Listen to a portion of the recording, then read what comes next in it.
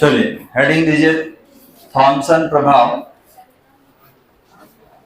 जहां तक हुआ था वहां से आगे कंटिन्यू करेंगे।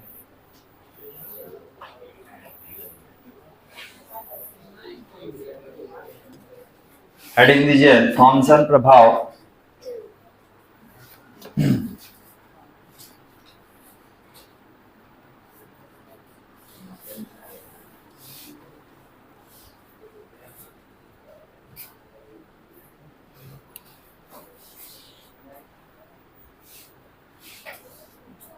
हो गया वाला, चलिए परिभाषित किया जाए, लिखा जाए। लिखेंगे जब समान प्रकार के धातुओं के युग्म में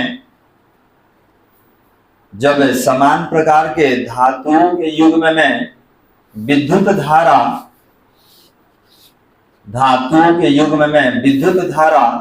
प्रवाहित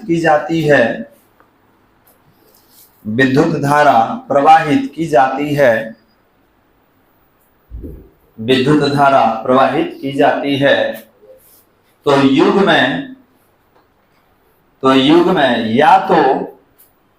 में या तो गर्म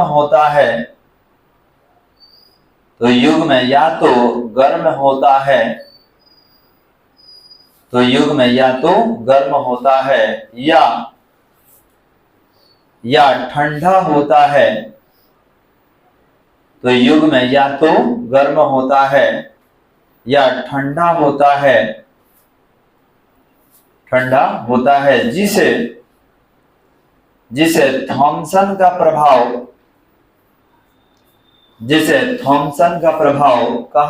है।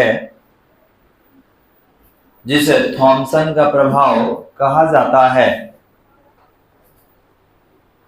थॉमसन का प्रभाव कहा जाता है। अब देखिए ताप युग्म के बारे में बताया गया था। ताप युग्म क्या है, तो अलग अलग धातु का जब दो छड़ एक दूसरे के साथ कहीं संयोग में रखा जाता है तो ताप युग्म का निर्माण होता है। तो ध्यान देंगे यहाँ पर दो हमारा टर्मिनल है, ठीक है। आप देख सकते हैं ऊपर एक धातु का छड़ है, नीचे एक धातु का छड़ है और दोनों एक ही प्रकृति का है। कल वाले में क्या था, अलग अलग था। और ये इनका जंक्शन पॉइंट हो गया। कह रहा है कि जब इसमें आप करंट का प्रवाह करेंगे तो या तो टर्मिनल गर्म होगा या तो टर्मिनल ठंडा होगा। अब कौन सा टर्मिनल गर्म होगा कौन सा ठंडा, ये आप देख के आइडेंटिफाई नहीं कर पाइएगा। कारण क्या है कि दोनों का नेचर क्या है, समान। डायग्राम बना लीजिए। तो याद रखेंगे यहाँ संधि स्थल या तो गर्म होगा या तो ठंडा होगा।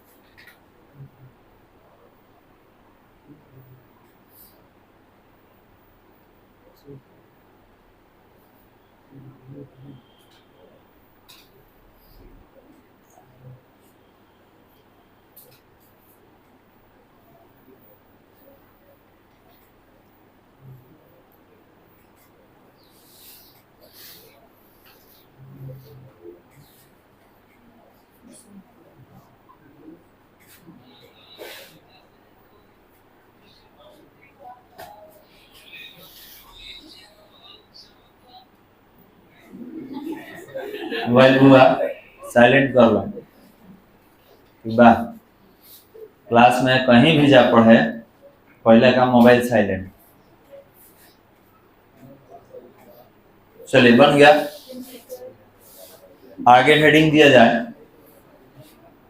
ये हो गया वाला का आपका थॉमसन प्रभाव। अच्छा, सीबेक प्रभाव में क्या बताया गया था, तो वहां बताया गया था कि एक संधीय स्थल को गर्म करने से दूसरे संधीय स्थल को ठंडा करने से जिसको आप तापांतर कहते हैं। तो तापांतर से हम लोग विद्युत धारा उत्पन्न किए थे, और पेल्टियर का प्रभाव जस्ट उल्टा था।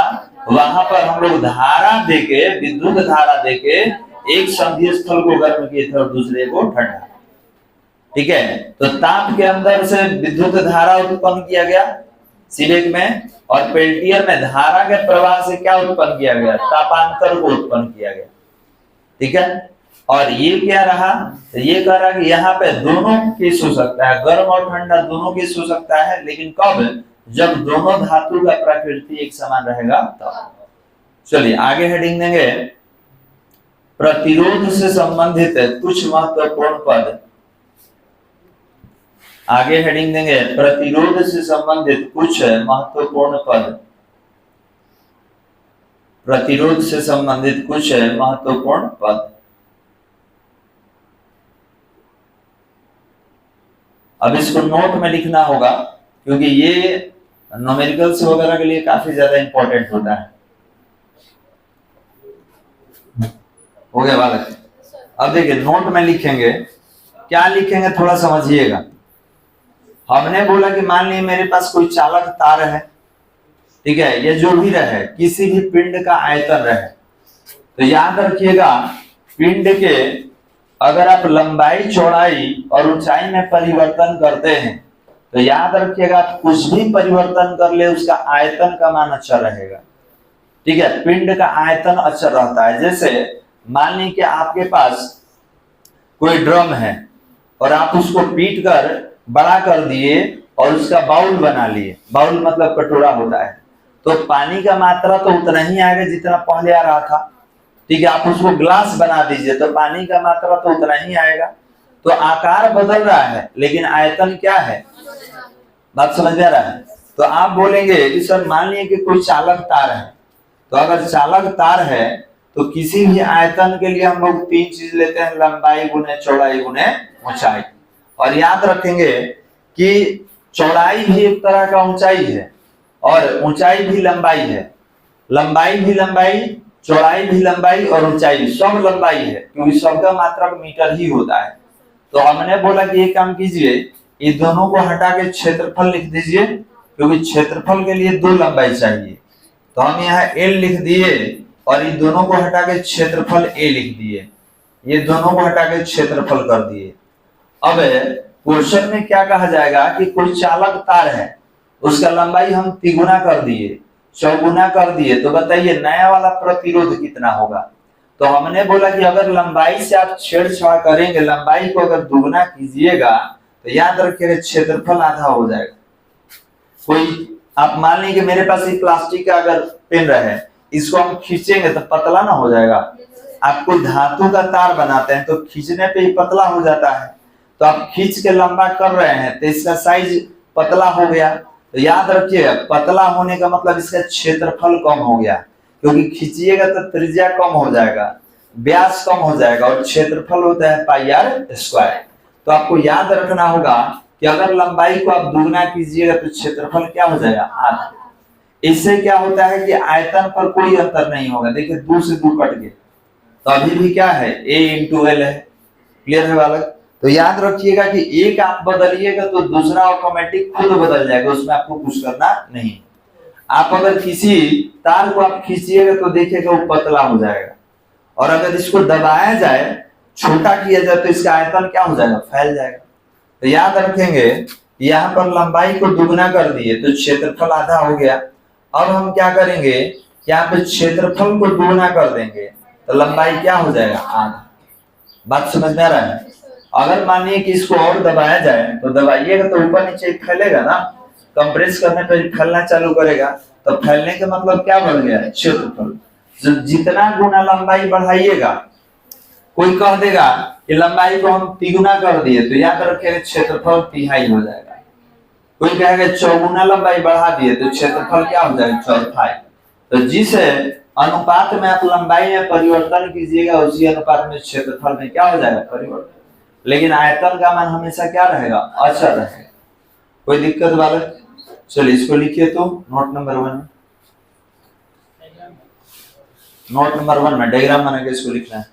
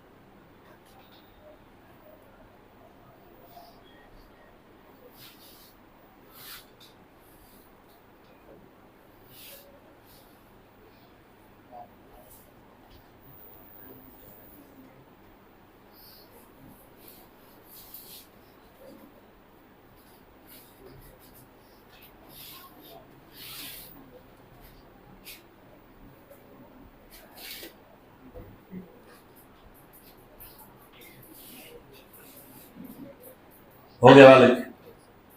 चलिए सेकेंड पॉइंट में, नोट नंबर 2 में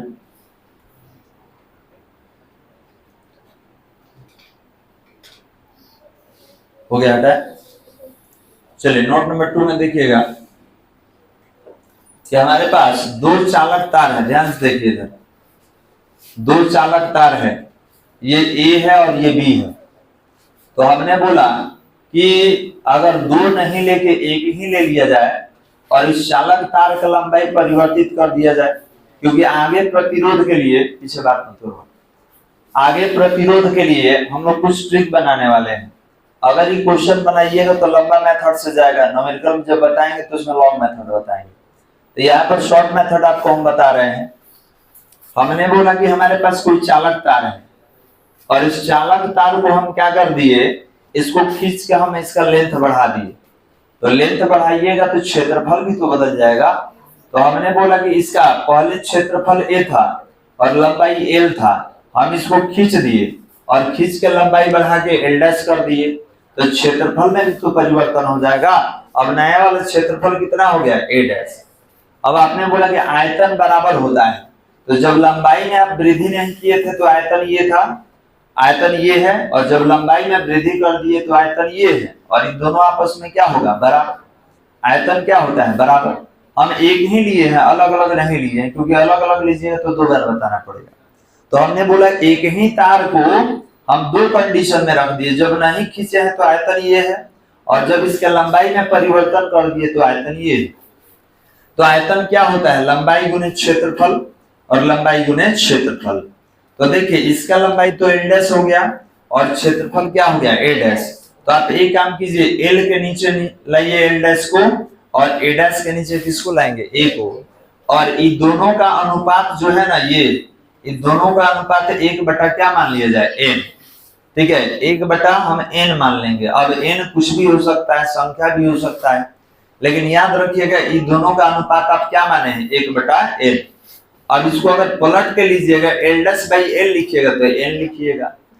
ठीक है, तो हमने बोला कि जो लिखा हुआ है इसी से चलते हैं कि l/l डैश या a डैश बाई ए को हम क्या लेने वाले हैं, 1/n।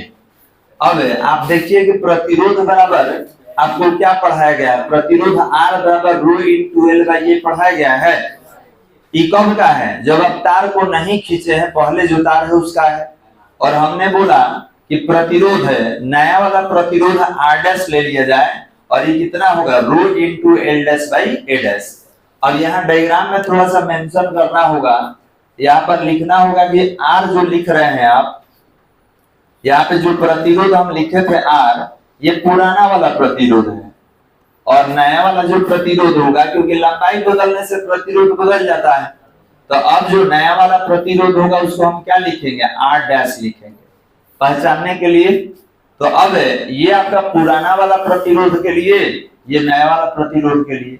अब दोनों का अनुपात ले लिए R/R डैश। तो पहले LHS वाला रखिए, पहले ऊपर वाला रखेंगे, उसके बाद सेकंड वाला रखेंगे। ये फर्स्ट का LHS, ये सेकंड का LHS, ये फर्स्ट का RHS, ये सेकंड का RHS रख दिए। और देखिए कुछ कैंसिल हो रहा है, तो रो से रो कैंसिल हो गया, तो 1 2 3 4, इसको बीच से पलटिएगा तो a डैश बटा l डैश। अब l डैश है, ये दोनों को एक साथ लिखिए और ये दोनों को एक साथ लिखिए, तो यहाँ पर क्या हो गया बालक, l/l डैश हो गया और a डैश अपॉन a।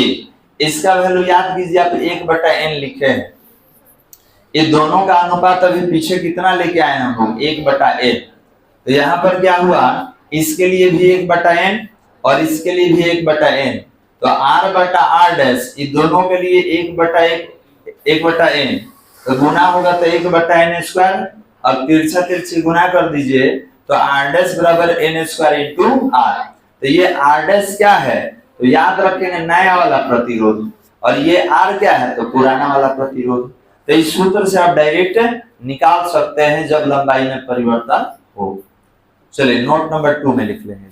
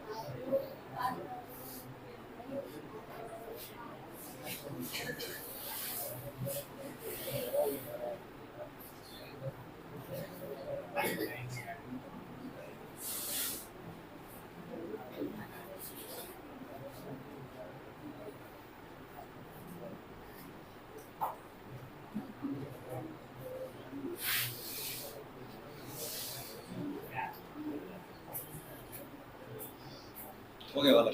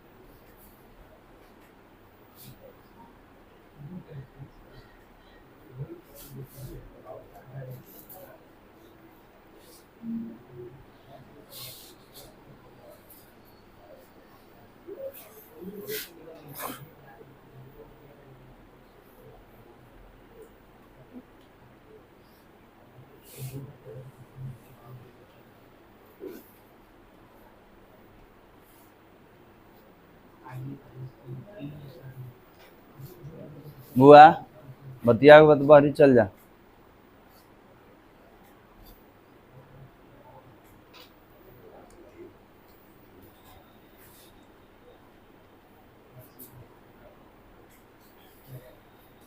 हो गया सबका?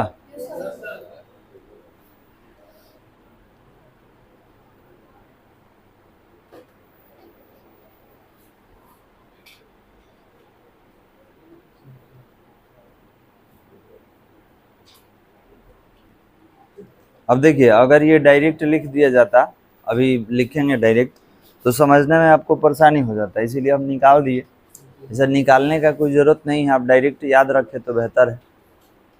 इससे क्या होता है, क्वेश्चन बनाने में थोड़ा सा कम समय लगेगा, नहीं तो लॉन्ग मेथड से भी हम लोग बनाएंगे। हटा इसको। चलिए अब देखिए, नोट नंबर 3 में ध्यान समझिएगा, हम डायरेक्ट ऑफ फार्मूला लिख रहे हैं क्योंकि क्वेश्चन इसी पे बनाना है। कह रहा है कि कोई चालक तार है जिसका प्रतिरोध R है और आपने बोला कि इसका लंबाई हम दुगुना बढ़ा दिए, तिगुना बढ़ा दिए, तो दुगुना तीन गुना जितना गुना लेना है तो इसको हम क्या लिखेंगे, n गुना। तो अगर किसी चालक तार का लंबाई आप n गुना बढ़ा दीजिएगा तो अब पूछा जाएगा कि बताइए इसका नया वाला प्रतिरोध कितना होगा। तो याद रखेंगे, नया वाला जो प्रतिरोध है वो होगा n स्क्वायर इंटू आर, मतलब है n स्क्वायर गुना पुराना वाला प्रतिरोध। ठीक है, अभी जो निकाले हैं हम डायरेक्ट यही लिखने वाले थे, लेकिन अगर ये लिख देते तो फिर आपके दिमाग में आता कि कहाँ से आ गया, तो इसीलिए निकाल दिए। अब इसका एग्जाम्पल थोड़ा सा देख लीजिए। इसका एग्जाम्पल यहाँ लिया गया है। एग्जाम्पल ये है कि कोई चालक तार है जिसका प्रतिरोध 10 ओम है और आपने बोला कि सर इसका लंबाई जो है हम 2 गुना बढ़ा दिए, 2 गुना बढ़ा दिए, तो 2 गुना बढ़ाने का मतलब n का वैल्यू कितना हो गया, 2। क्लियर है? अब ये लंबाई बढ़ गया दुगुना, तो पूछा जा रहा है कि नया वाला प्रतिरोध कितना होगा बताइए। तो याद रखेंगे नया वाला प्रतिरोध कितना होगा, तो n square into R. n का वैल्यू 2 दिया हुआ है तो 2 का स्क्वायर 4 हो गया। अब पुराना वाला प्रतिरोध 10 है तो कितना हो गया, 4 गुने 10 40 ओम। क्लियर है बालक? तो आपको जो PDF हम भेजे हैं असाइनमेंट, उसमें देखिएगा बहुत सारा क्वेश्चन है कि एक चालक तार का लंबाई दुगुना बढ़ा दिया गया, तिगुना बढ़ा दिया गया, तो बताइए नया वाला प्रतिरोध कितना होगा। और ये आपके परीक्षा में क्वेश्चन आया हुआ भी है, तो इसीलिए ये हम मेथड बता दिए। अब इसका लॉन्ग मेथड भी है जिससे बना के आगे हम लोग देखने वाले हैं। चलिए, तो आप क्या करेंगे, पहले इसको 3 को लिख लीजिए, इसके बाद इसका एग्जाम्पल लिखिए।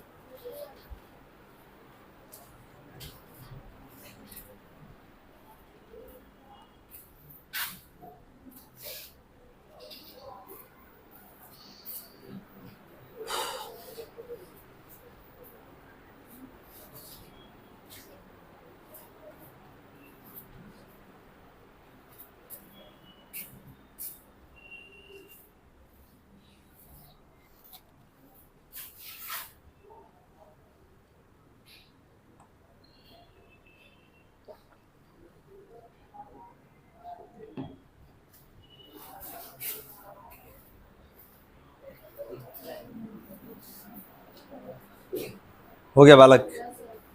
अच्छा।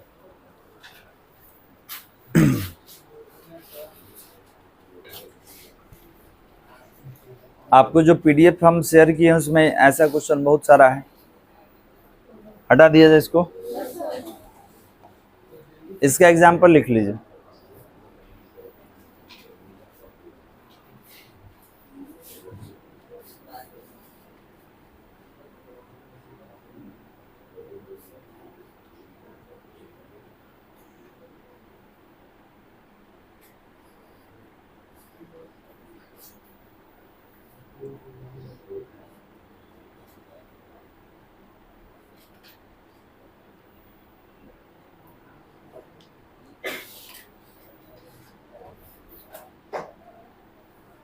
अब यहाँ चालक तार का लंबाई जितना गुना चाहे बढ़ा सकता है, हम 2 गुना पर लिए हैं। 3 गुना अगर ही रहता तो 3 का स्क्वायर 9 हो जाता, 90 ओम हो जाता। तो जितना टाइम्स दिया रहेगा एन का वैल्यू उतना हो जाएगा। फिर रख के इसको आगे बनाएंगे।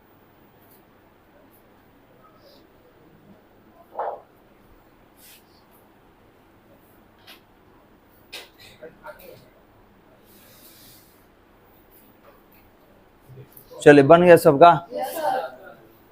चलिए कितना था? 3 नंबर में था ना। अब 4 नंबर में समझिए, ध्यान देंगे बालक। हमने बोला कि हो सकता है कि एन का वैल्यू नहीं दे, कह दे कि पहले लंबाई इतना था अब बाद में इतना लंबाई हो गया। मान ली कि आपको 2 लंबाई ही दे दे, एन का वैल्यू नहीं दे, तब बनाने का तरीका क्या होगा? ध्यान देंगे, कह देगा कि पहले 12 मीटर था अब बाद में 18 मीटर हो गया, ठीक है। पहले ओम 10 ओम था, तो बताइए बाद वाला कितना होगा? कुछ भी पूछ सकता है। तो इसके लिए देखिए नोट, और इसमें दोनों होगा, एग्जाम्पल भी होगा और क्वेश्चन भी होगा। ध्यान समझिएगा। कोई चालक तार है, इसका लंबाई हम लिए हैं कितना? 6 सेंटीमीटर। अब प्रतिरोध ले लिए हैं 10 सेंटीमीटर। अब हमने बोला कि लंबाई को हम खींच के 6 से 18 कर दिए।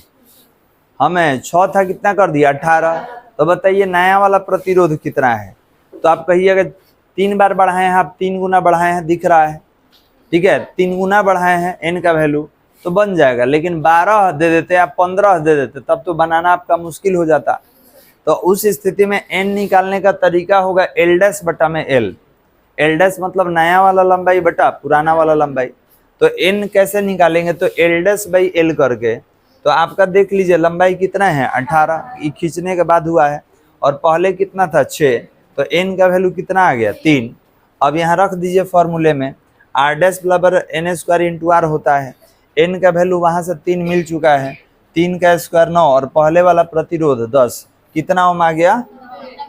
कोई दिक्कत बालक? तो ये ध्यान दीजिएगा, क्योंकि हो सकता है ये 6 दे दे तो ये 8 दे दे। तो आप सोचिएगा दुगुना हो जाए 3 गुना, तब तो नहीं बना पाइएगा। तो उस केस में आपको याद रखना पड़ेगा कि ये ऊपर रहेगा और ये नीचे। एल डैश बटा एल लेके हम लोग सॉल्व कर लेंगे। चलिए इसको आप लिख लीजिए।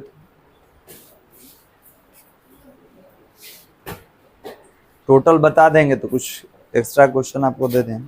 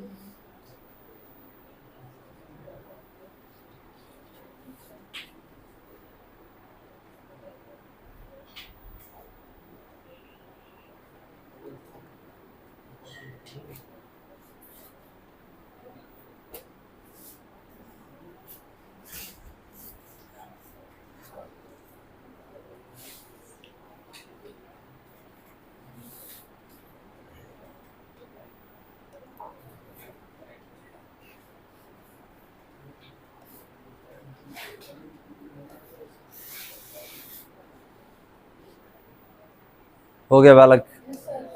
चल 5 नंबर में देखा जाए। अब देखिए 5 नंबर में क्या बताने वाले हैं कि अगर प्रतिशत के रूप में बढ़ा दिया जाए, कह देगा किसी तार का लंबाई हम 150% बढ़ा दिए, 200% बढ़ा दिए, ठीक है। अगर प्रतिशत के पद में रहेगा तब कैसे बनाएंगे? तो देखा जाए 5 नंबर में यहाँ पर क्या लिए हैं कि कोई चालक तार है और इसका पहले वाला प्रतिरोध कितना है 10 ओम। हम बोले कि इसका लंबाई हम 150% बढ़ा दिए, ठीक है, 150% बढ़ा दिए। तो बताइए एन निकालना पड़ेगा। तो एन निकालने का तरीका क्या होगा? 150/100, प्रतिशत का चिन्ह हटाइएगा तो नीचे 100 आ जाएगा, 0 से 0 कट गया, एक अंक पे दशमलव लग जाएगा, तो कितना हो गया? एन का वैल्यू 1.5। अब रख लीजिए अपने सूत्र में। आपका सूत्र क्या है? तो आर डैश बराबर एन स्क्वायर इंटू आर। तो एन का वैल्यू 1.5 है, इसका स्क्वायर कीजिएगा तो 2.25 हो जाएगा। दशमलव हटाइएगा तो नीचे 100 आएगा, 0 से 0 कट जाएगा, तो नया वाला प्रतिरोध कितना आ गया? 22.5 ओम। तो जब प्रतिशत के पद में देगा तो क्या कीजिएगा? 100 से भाग देके एन में कन्वर्ट कर लेंगे, इसको बना लीजिए।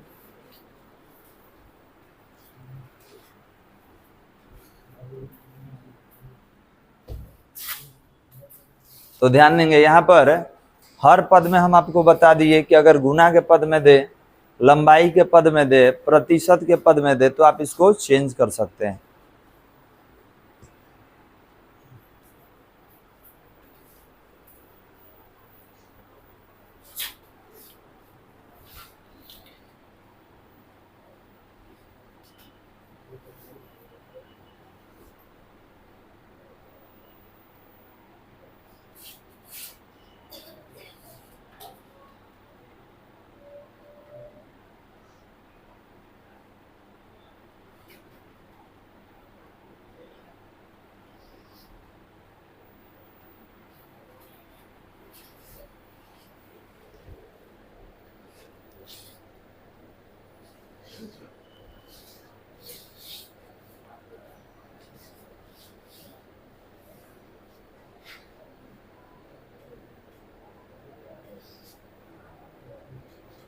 हो गया बालक?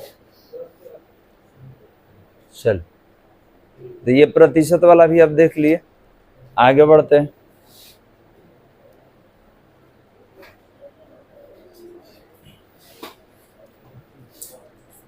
चलिए अब ध्यान देंगे, अब एक आपको नोट और बताएंगे जिसमें क्षेत्रफल के बारे में बताया जाएगा। जैसे मान लीजिए कि चालक तार है, तो कभी कभी क्वेश्चन में लंबाई नहीं देके त्रिज्या और व्यास को बदल दिया जाता है। कह दिया जाएगा किसी चालक तार का त्रिज्या आधा कर दिया गया, ठीक है, व्यास को दुगना कर दिया गया, तो याद रखिएगा तभी सब सूत्र काम नहीं करेगा, क्योंकि हर जगह एन आप लंबाई लिए हैं, ये केवल लंबाई के लिए है, लेकिन त्रिज्या और व्यास लीजिएगा तो वहां पे कंसेप्ट थोड़ा सा चेंज होगा। तो उसके लिए देखेंगे पहले उसको, हटा इसको। हो गया? चलिए देखिए इधर, हमने बोला कि चालक तार का क्षेत्रफल, तो आप बोलेंगे ये तो वृत्त जैसा होता है, तो इसका क्षेत्रफल कितना होगा? पाई आर स्क्वायर। तो अब क्षेत्रफल में और त्रिज्या में देख लीजिए वर्ग का समानुपाती का संबंध है, ठीक है। अब जो व्यास होता है वो त्रिज्या का दुगना होता है, तो जब त्रिज्या निकालिएगा तब व्यास का आधा हो जाएगा। अब यहाँ पर r को हटाएंगे d/2 से, तो यहाँ देख सकते हैं r स्क्वायर है तो d/2 का स्क्वायर कर दिए, तो ऊपर d स्क्वायर और नीचे कितना हो गया? 4, तो ये हो गया पाई d²/4। तब पाई/4 एक साथ रखे, डी स्क्वायर को अलग। अब आपसे पूछा गया क्षेत्रफल और व्यास में कैसा संबंध है, तो आप कहेंगे वर्ग के समानुपाती के संबंध है। तो आप देख सकते हैं ये दोनों संबंध जब क्वेश्चन बनाया जाएगा तो वहां पे बताया जाएगा, कह दिया जाएगा त्रिज्या दुगना कर दिया गया, आधा कर दिया गया, तो याद रखेंगे दुगना कहेगा तो इसको 2r का स्क्वायर करना पड़ेगा, 3 गुना कहेगा तो 3r का स्क्वायर, आधा कहेगा तो r/2 का स्क्वायर। मतलब संबंध ई लेकर हम लोग चलने वाले हैं। अब वहां सोचिएगा डायरेक्ट n वाले पे रख के बना ले तो गलत हो जाएगा बालक, क्योंकि याद रखिएगा यहाँ पर त्रिज्या और व्यास दिया हुआ है और वहां पर n आप केवल लंबाई को माने हैं। इसको लिख लीजिए पर।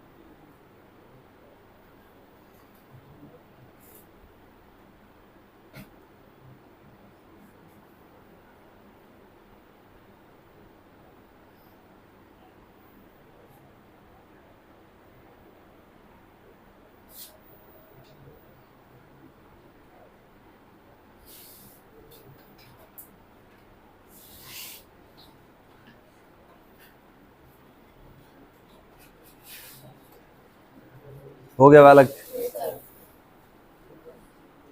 चलिए एक क्वेश्चन बना के बताइए तो।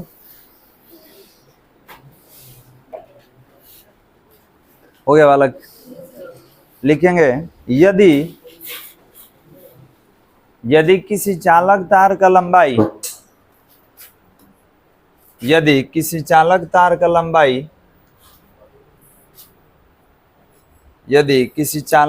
लंबाई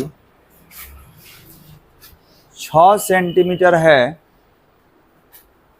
यदि किसी चालक तार का लंबाई 6 सेंटीमीटर है एवं प्रतिरोध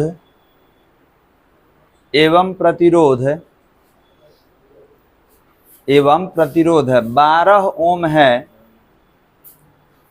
एवं प्रतिरोध 12 ओम है, यदि लंबाई को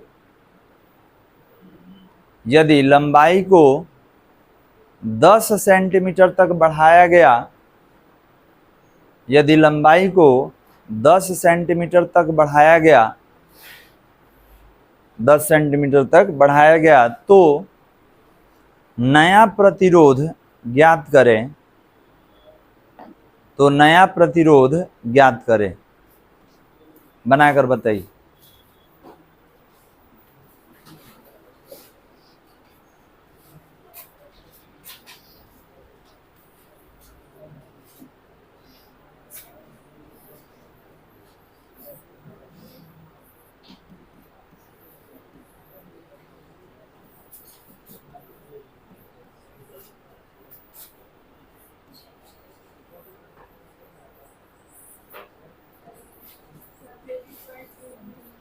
कितना आ रहा है? 33.3 ओम आ रहा है। चलिए देख लेते हैं। तो आपको क्या बताए थे n निकालने के लिए? तो n क्या था? L'/L। तो कितना है? 10/6। तो इतना आपका n हो गया। अब R' निकालना है, नया वाला प्रतिरोध। तो ये होगा n² कितना? तो ये हो जाएगा r। तो n², तो 10 का स्क्वायर 6 और ये हो जाएगा 36 और ये कितना है जी? ये कितना है? 12। तो 12 3 36, ये होगा 33.33 आ रहा है सबका। इस तरीके से आप बना सकते हैं। तो बस यहीं पर रोक दिया जाए, बाकी अगले क्लास में हम लोग पढ़ेंगे।